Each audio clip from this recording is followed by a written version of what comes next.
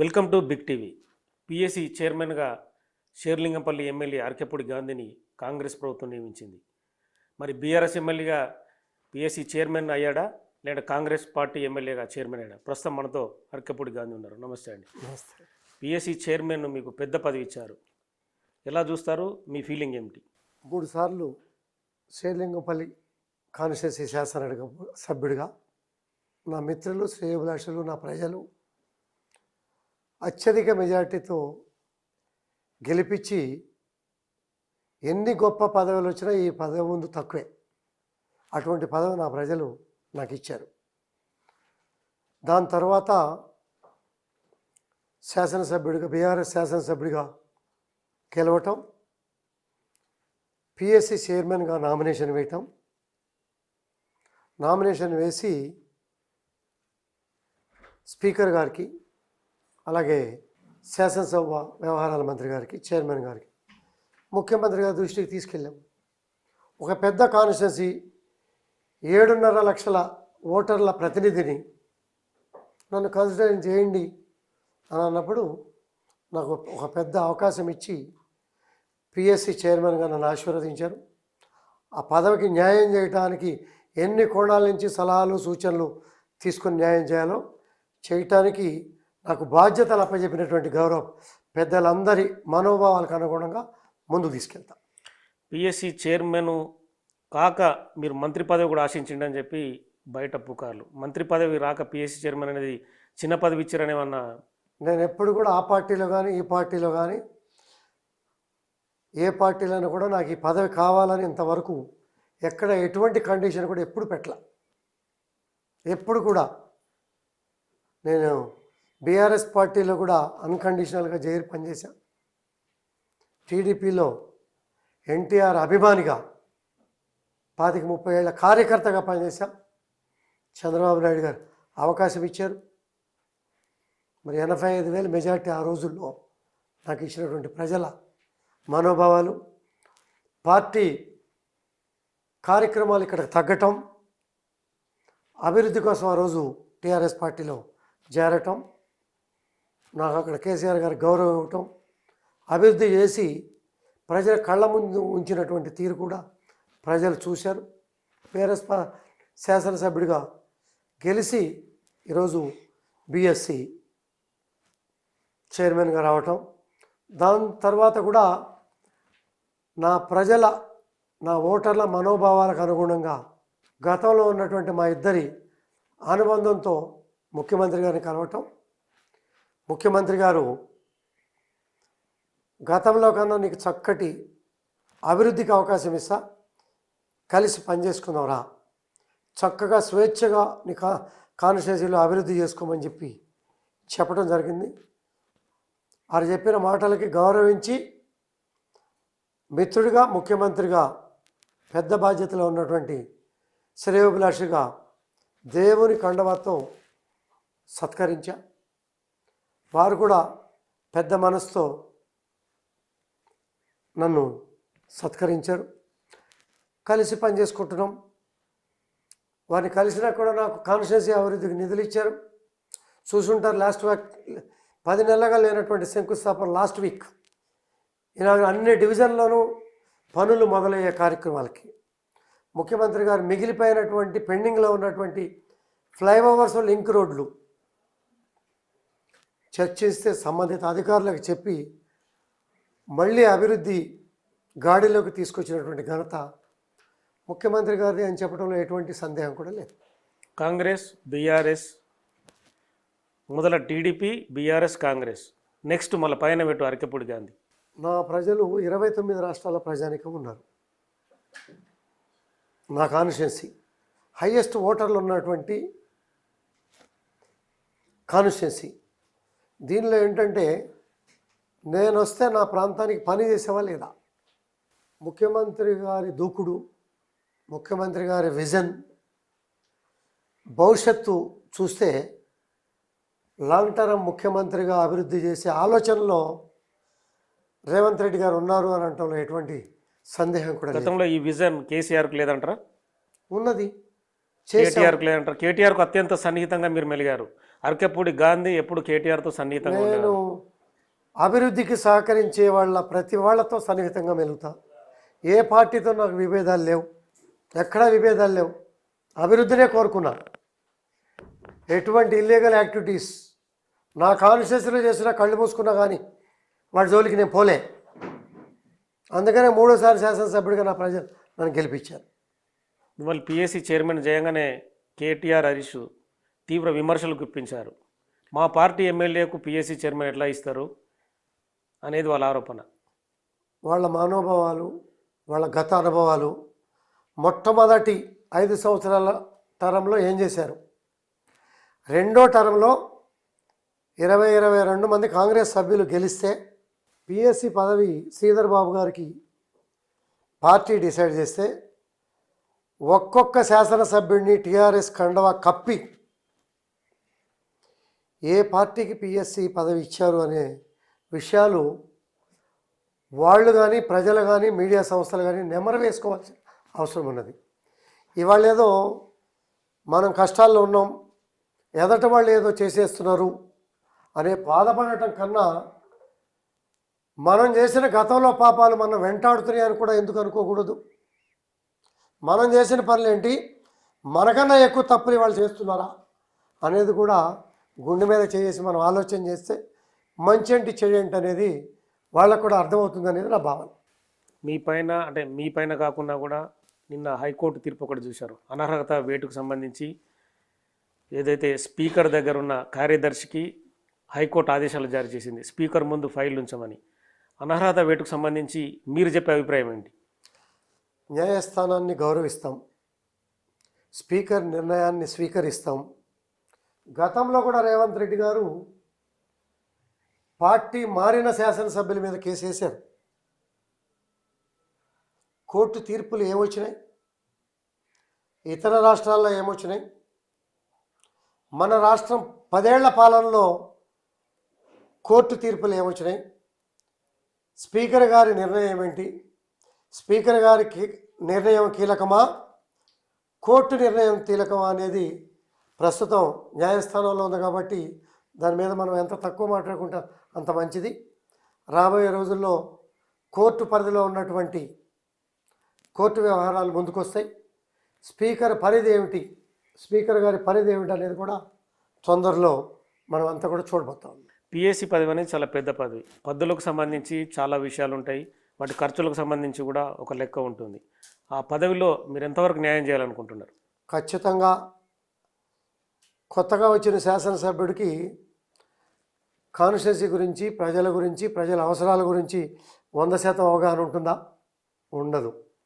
మిత్రులు, శ్రేయోభిలాషులు, నిపుణులు, సలహాదారులు, మనకున్నటువంటి అనుభవాల్ని అన్నిటినీ తీసుకొని ఏ రకంగా మెరుగైన కార్యక్రమం చేయగలుగుతాం అనే దాని మీద విస్తృతంగా చర్చించి ఖచ్చితంగా గతంలో కన్నా మెరుగైన పిఎస్సి చైర్మన్గా బాధ్యతలు నిర్వహిస్తా అనే నమ్మకం నాకుంది. ఖచ్చితంగా నిర్వహిస్తా. కాంగ్రెస్ పార్టీలో అరకపూడి గాంధీ చేరిండా, బీఆర్ఎస్లో ఉన్నాడా? ఇంకా ఎవరు ఏమనుకున్నా వాళ్ళ మనోభావాలకు అనుగుణంగా, అంటే మనోభావం కాదు, అంటే ప్రజలు కావచ్చు, నాయకులు కావచ్చు, శ్రేయోభిలాషులు కావచ్చు, ఒక కన్ఫ్యూజన్ అనేది కొనసాగుతుంది. నేను ప్రస్తుతం టీఆర్ఎస్ శాసనసభ్యుడిగా గెలిచా, టీఆర్ఎస్ శాసనసభ్యుడిగా ఉన్నా, సహచర మిత్రుడితో కలిసి అభివృద్ధికి ప్రయాణం చేస్తున్నా. అంటే పార్టీ మారినట్ట లేనట్ట?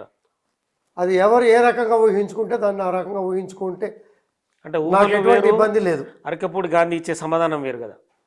అరకపూడి గాంధీ ఎప్పుడు నిర్మోహమాటంగా ఉంటాడు, నిర్భయంగా ఉంటాడు, ధైర్యంగా ముందుకు పోతాడు.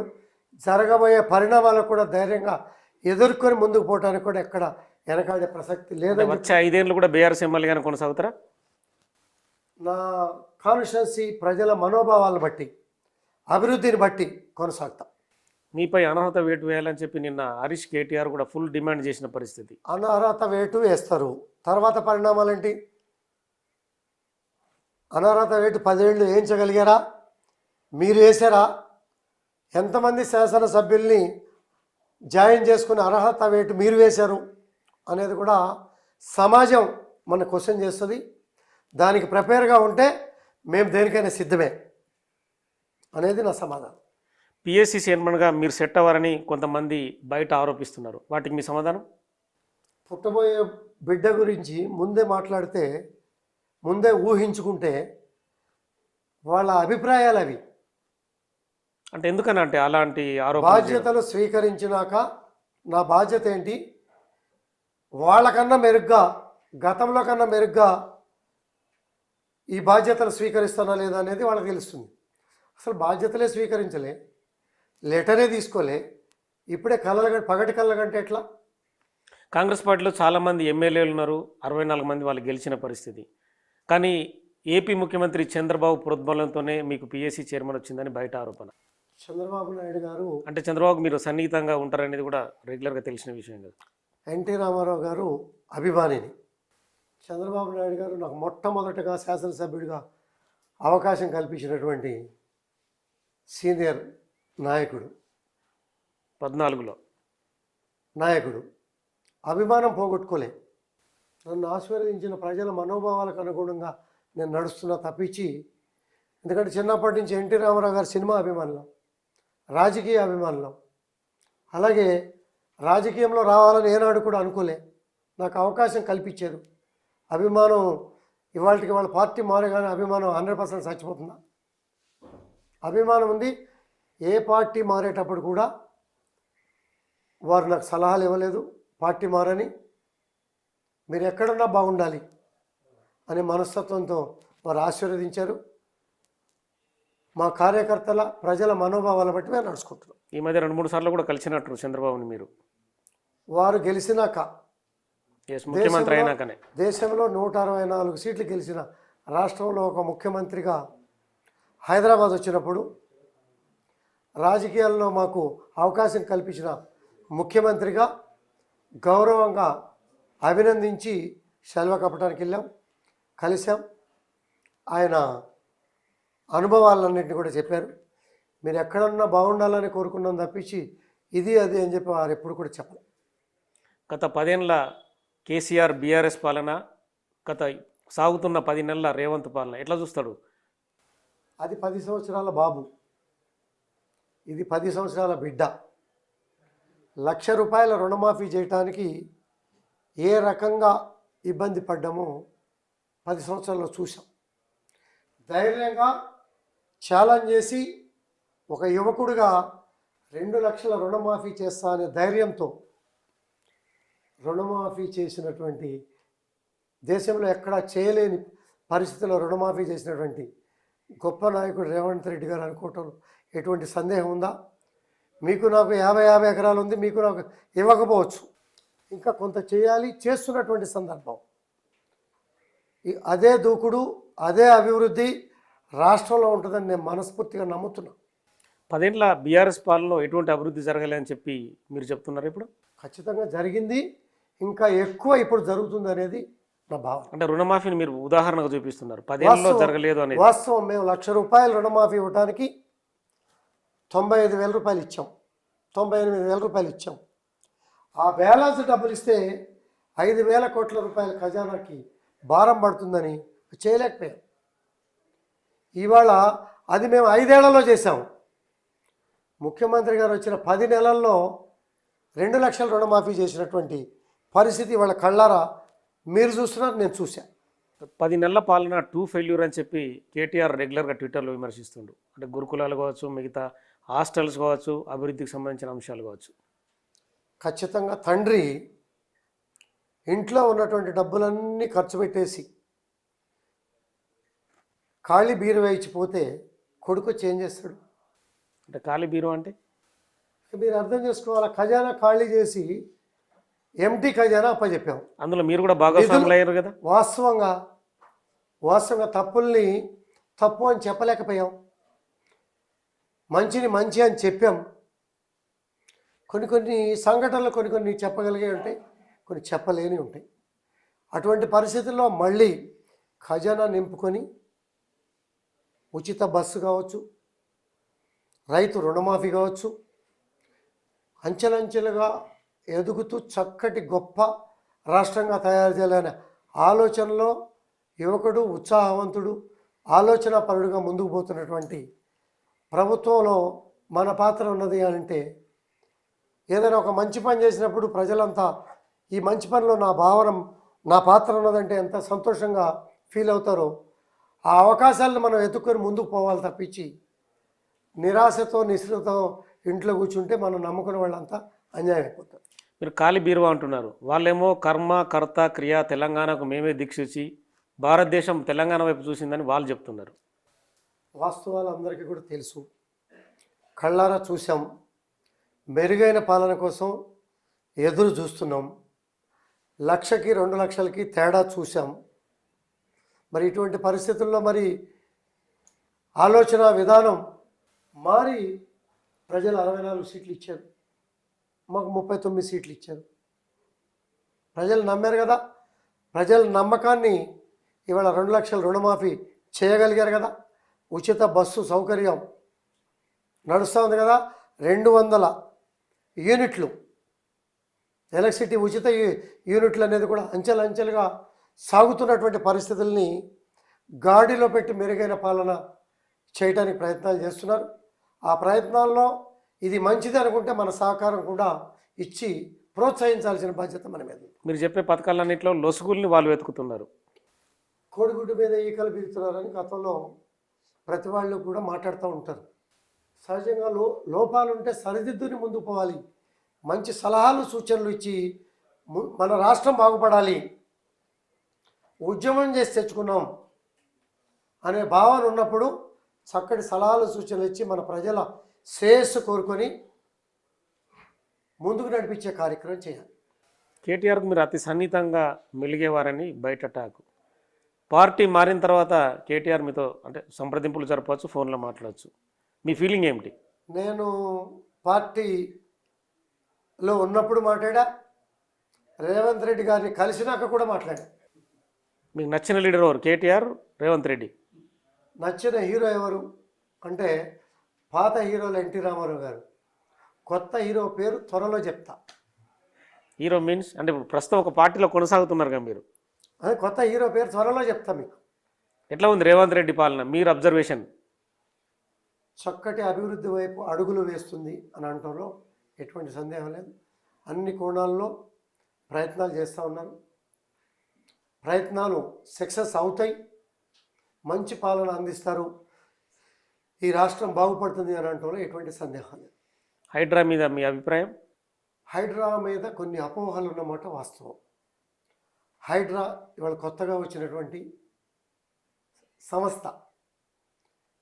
82, 83, 85, 2010, 2000 to 2010 ఆ ప్రాంతంలో హైదరాబాద్ నగరాన్ని ముంచెత్తినటువంటి వరదలు దృష్టిలో పెట్టుకుంటే నాలాలు, చెరువులు కబ్జా అనే దాని మీద ప్రస్తుతం సాగుతూ ఉంది. దీని మీద కూడా నేను కొన్ని సలహాలు సూచనలు కూడా ఇచ్చా. 2000 బిఫోర్ బఫర్ జోన్ లేదు, ఎఫ్టీఎల్ ఉంది. 83 హెచ్ఎండిఏ లేఅవుట్, 85 హుడా పర్మిషన్ ఇచ్చి ఎన్ఓసి ఇచ్చి ఇళ్ళు కట్టుకున్నటువంటి రిటైర్ ఉద్యోగులు కావచ్చు, ఊర్లో 2 ఎకరాలు ఉండి అమ్ముకొని వచ్చి ఇల్లు కట్టుకున్నటువంటి కుటుంబాలు కావచ్చు, పర్మిషన్ తీసి 30 సంవత్సరాలుగా నివాసం ఉంటున్న ప్రభుత్వం అన్ని అనుమతులు ఇచ్చినాక వాటి మీద విస్తృత చర్చ జరగాలి. ప్రస్తుతం ఎఫ్టీఎల్ బఫర్ జోన్లో కడుతున్న కట్టడాలు నిర్దాక్షిణ్యంగా కూలగొట్టాలి, పాత వాటి మీద విస్తృత చర్చ జరగాలి. హైడ్రా అనేది మంచిదే, దాని మీద చర్చ జరగాలి. పేదలు కూడా చాలా ప్రాంతాల్లో నివాసం ఉంటున్నారు, వాళ్ళకి ఆల్టర్నేటివ్ ఏమిటి, ఆల్టర్నేటివ్ నివాసాలు కల్పించే కార్యక్రమంలో కూడా మొన్నే ముఖ్యమంత్రి గారు చెప్తా ఉన్నారు. 10,000 డబుల్ బెడ్రూమ్లు వాళ్ళకి అందజేయబోతున్నాం. కానీ భవిష్యత్తులో విజయవాడ మాదిరిగానో, వైజాగ్ మాదిరిగానో, బొంబాయి మాదిరిగానో, మొన్న జరిగినటువంటి సంఘటనల మాదిరిగానో మనము మన భవిష్యత్ తరాలు, మన పిల్లలు కూడా ఇబ్బంది పడకూడదు అనేది ముఖ్యమంత్రి గారి ఆలోచన. ఎవరిల్లో ముఖ్యమంత్రి గారు కూలగొట్టించాడు, వారికి వచ్చే లాభం ఏంటి? భవిష్యత్తు ప్రణాళికల మీద ఈ హైడ్రా అనేది వచ్చింది. హైడ్రాలో కూడా విస్తృత చర్చ జరగాలి. ఇప్పుడు జరుగుతున్నటువంటి అక్రమ కట్టడాలు, చెరువుల్లో జరుగుతున్నటువంటి అక్రమ కట్టడాలు ఆపటంలో తప్పేం లేదని నా భావం. మీ నియోజకవర్గంలోనే చెరువులు కుంటలు చాలా వరకు కబ్జా అయ్యాయి. మొన్న రీసెంట్గా 3-4 రోజుల క్రితం సున్నం చెరువు పేదల ఇండ్లు కూల్చినప్పుడు విమర్శలు ఎక్కువ వచ్చాయి. సున్నమ చెరువులో కొన్ని తప్పులు జరిగినాయి. ఎఫ్టిఎల్ బఫర్ జోన్ అనేది ఫిక్స్ కాల. గతంలో ఫిక్స్ చేసి ఒక పక్క వదిలిపెట్టి ఒక పక్క చేశారు. ముఖ్యమంత్రిగా ఉన్నటువంటి రేవంత్ రెడ్డి గారు ప్రతిపక్ష నాయకుడిగా ఉన్నప్పుడు అక్కడ ధర్నా చేశారు. సున్నం చెరువులో నేను కూడా ధర్నా చేశాను. అసలు దొంగలను వదిలిపెట్టి కాంటూర్ సర్వే చేయాలి, మాది ఎఫ్టిఎల్ బఫర్ జోన్లో రాదు అని కొంతమంది వాదనని అధికారుల దృష్టికి తీసుకెళ్ళినప్పుడు, అది ప్రాసెస్లో నడుస్తున్నప్పుడు, ఇప్పుడు హైడ్రా అని వచ్చింది కాబట్టి, ఇప్పుడు కన్స్ట్రక్షన్లు జరుగుతున్నాయి కాబట్టి కూలగొట్టాను అనేది అధికారుల వాదన. మాకు అన్యాయం జరిగింది అనేది అక్కడ నివాసాలు కట్టుకున్న వారి వాదన. ఈ ఎఫ్టిఎల్ బఫర్ జోన్ అనేది రీసర్వే చేసి కాంటూర్ సర్వే చేసి ఇది ఫిక్స్డ్ అన్నప్పుడు ఆ లోపల కడితే అది ఖచ్చితంగా తప్పే. అక్కడ సర్వే నెంబర్ 16 అని ఉంది. మీ దృష్టి కూడా నేను తీసుకొస్తున్నా. 4 ఎకరాలు చెరువు నీళ్లలో మట్టి పోసి పూడ్చినటువంటి సందర్భం. స్వయంగా నేనే కంప్లైంట్ ఇచ్చాను నా లెటర్ హెడ్ మీద. Survey number 16. అధికారుల తీరు ఎలా ఉంటుందంటే, మేము అక్కడ కొత్త రోడ్డు వేయాలి, 100 ఫీట్ రోడ్డు వేయాలని చెప్పి ఇరిగేషన్ అధికారులని పర్మిషన్ అడిగాం. అటు నీళ్లు ఇటు, ఇటు నీళ్లు అటు పోవాలి, వర్షం నీళ్లు పోవాలి కాబట్టి మీరు బ్రిడ్జి కట్టుకోవడం తప్పించి మీరు రోడ్డు పోస్తా అంటే మేము ఒప్పుకోమని చెప్పి ఇరిగేషన్ అధికారులు మాకు లిఖితపూర్వకంగా మాటపూర్వకంగా ఇచ్చారు. మేము బ్రిడ్జి కట్టి రోడ్డు వేసాం. ఆ బ్రిడ్జి వరకు పూర్తి చేసి వాళ్ళ కబ్జాదారులు దౌర్జన్యంగా చేశారు అని అంటే, ఇటువంటి వాళ్ళని చూసినాక హైడ్రా లాంటి సంస్థల్ని గట్టిగా పనిచేయించే విధానం రావాలని నేను కోరుకుంటాను. అంటే మీరు అప్పుడు ఆ టైంలో ఎందుకు ఎదుర్కోలేకపోయారు? మీ సొంత నేను నియోజకవర్గంలో ఎదుర్కొన్న ఎంఆర్ఓని అర్ధరాత్రి వరకు కూర్చోబెట్టి 200 పొక్కలైనర్లు పెట్టి పూడ్చింది తీపిచ్చా. దగ్గర కూర్చొని దోమల్లో కూర్చొని తీపిచ్చా. ఎలక్షన్ కోడ్ వచ్చింది, ఎలక్షన్లో బ్రహ్మాండంగా నింపి ఎక్కడెక్కడ పెద్ద చెట్లు దొరుకుతాయో అవి తీసుకొచ్చి పెట్టి కాంపౌండ్ వాళ్ళు కట్టేశారు, రూములు కట్టారు. ఆ రూముల దగ్గరికి వెళ్ళి కూడా అన్ని ఛానల్స్కి నేను తప్పు చెప్తే గూగుల్ మ్యాప్లు ఉన్నాయి, మీ ఎఫ్టిఎల్ బఫర్ జోన్ మ్యాప్లు ఉన్నాయి, వాటిని చూసుకుని నిర్దాక్ష్యంగా కొట్టాలనే నేను భావిస్తాను. అంటే వారి వెనుక కూడా అప్పటి మీ బీఆర్ఎస్లో బలమైన నేతలు ఉంటాయి కదా, వాళ్ళు బలంగా ముందుకు వచ్చి కట్టి ఉంటారు. బీఆర్ఎస్లో ఉన్నప్పుడు రేవంత్ రెడ్డి గారు ధర్నా చేశారు. ఎలక్షన్ కోడ్లో ఉన్నప్పుడు పూడ్చి కట్టారు. ఎలక్షన్ తర్వాత శాసనసభ్యుడిగా గెలిచినా కూడా నేను పోయి ధర్నా చేశాను. ఇరిగేషన్ అధికారులు వచ్చి పోలీస్ ప్రొటెక్షన్ అడిగాం. పోలీస్ ప్రొటెక్షన్ ఎలక్షన్ కోడ్లో ఉన్నాం, మేము ఇవ్వలేమని అన్నారు. అందుకనే వాళ్ళు పూడ్చి ధైర్యంగా కట్టారు అని చెప్పి వాళ్ళు చెప్పారు. తర్వాత జోనల్ కమిషనర్లు ఇద్దరికి, కుకట్పల్లి శేర్లింగంపల్లి కమిషనర్కి కూడా నేను రిప్రజెంటేషన్ ఇచ్చి తీసేయమని చెప్పి నేను నా లెటర్ మీద రిప్రజెంటేషన్ ఇచ్చాను. హైడ్రా చర్యలతో రియల్ ఎస్టేట్ రంగం దెబ్బతింటుందని చెప్పి బీఆర్ఎస్ నేతలు అంటున్నారు. వాస్తవ పరిస్థితి అందుకు భిన్నంగా ఉందా? మీ అందరికి కూడా తెలుసు, ఎలక్షన్స్ బిఫోర్ రియల్ ఎస్టేట్ అనేది తగ్గుముఖం పట్టింది అన్న విషయం మీ అందరికీ కూడా తెలుసు. ఇవాళ 100 ఇళ్ళు కావాల్సి వస్తే 1000 ఇళ్ళు కట్టే పరిస్థితి వచ్చినటువంటి పరిస్థితి. 1000 ఇళ్ళు అండర్ కన్స్ట్రక్షన్లో ఉన్నాయి. తగ్గిన మాట వాస్తవం. అది హైడ్రా మూలాన వచ్చిందా, లేకపోతే ఎక్కువ కట్టడాలు రావటం మూలాన వచ్చిందా అనేది విశ్లేషణ జరుగుతూ ఉంది. మరి ఇవాళకి రిజిస్ట్రేషన్స్ అనేది తగల, పాత రిజిస్ట్రేషన్ చేస్తున్నారా, కొత్త సేల్ అవుతున్నాయా, రిజిస్ట్రేషన్ రెవెన్యూ అనేది తగ్గలే. కానీ మూమెంటు మందకొండిగా నడుస్తూ ఉందనేది బిల్డర్లు చెప్తారు. అంటే మీ అనుభవం ప్రకారం ఏం చెప్పదలుచుకున్నారు రియల్ ఎస్టేట్కి సంబంధించి? అంటే బిల్డర్లు చెప్పడం వేరు, మీరు మూడు దఫాలుగా ఎమ్మెల్యేగా గెలిచిన వేరు. సహజంగా దేశం చూపు, ఇతర దేశాల చూపు వ్యాపార పరంగా హైదరాబాద్ వైపు చూస్తున్నటువంటి పరిస్థితి కనపడుతుంది. దాన్ని దృష్టిలో పెట్టుకొని మనం ఊహకి అందనంత దూరం మనం వెళ్ళాం. ఇంకా సంస్థలు వస్తాయి, ఇండస్ట్రీస్ వస్తాయి, ఐటీ పరిశ్రమలు వస్తాయి అనే ఆలోచనతో మనం అడ్వాన్స్గా ముందుకు పోతా ఉన్నాం. వస్తూ ఉన్నాయి. మొన్నే ముఖ్యమంత్రి గారు వెళ్ళి కొన్ని ఇండస్ట్రీస్ తీసుకొచ్చినటువంటి సందర్భం. వీటికి సరిపడా ఆలోచనలు చేసి ఈరోజు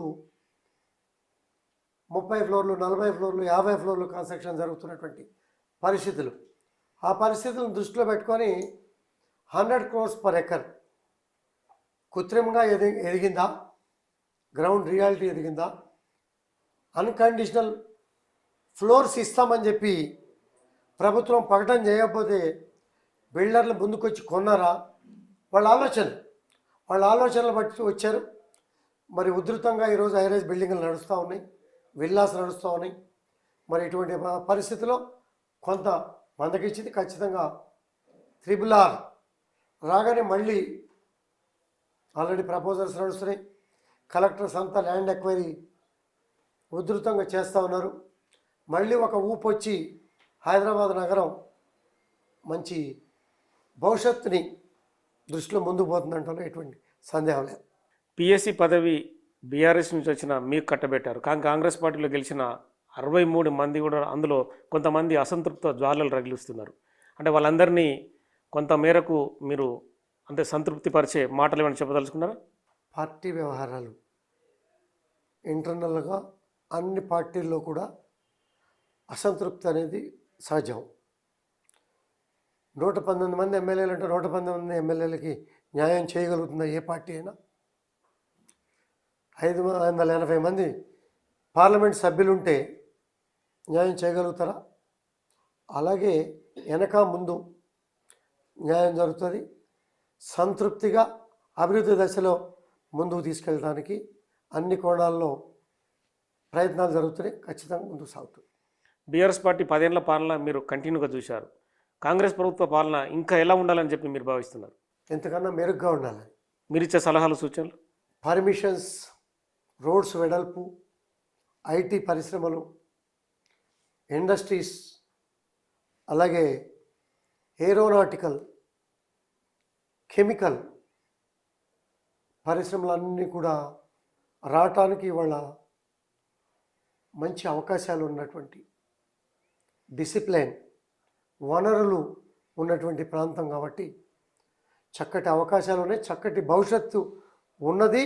వీటినన్నింటినీ సద్వినియోగం పరుచుకుంటే చక్కగా ఇప్పటికే ముఖ్యమంత్రి గారు రకరకాల స్కిల్ డెవలప్మెంట్ దగ్గర నుంచి, స్పోర్ట్స్ దగ్గర నుంచి, ఇండస్ట్రీస్ దగ్గర నుంచి, టూరిజం దగ్గర నుంచి, మొన్నే పారిశ్రామికవేత్తల ఐటీ పారిశ్రామికవేత్తల సదస్సులు కూడా హైటెక్స్లో పెట్టి ప్రోత్సాహంగా ముందుకు తీసుకెళ్తున్నటువంటి పరిస్థితులు మీరు చూశారు.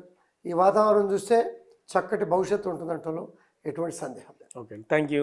సో మొత్తానికైతే పిఎస్సి పదవిని సమర్థవంతంగా నిర్వహిస్తాను. కాంగ్రెస్ పార్టీలో కొంత అసంతృప్తి ఉన్న మాట వాస్తవమే, కానీ అందరికీ పదవులు రావనేది షేర్లింగంపల్లి ఎమ్మెల్యే ఆర్కేపూడి గాంధీ చెప్తున్న పరిస్థితి. ఖచ్చితంగా కాంగ్రెస్ పార్టీ సమర్థవంతమైన పాలన కూడా నిర్వహిస్తుందంటున్నారు. Keep watching, signing off big TV.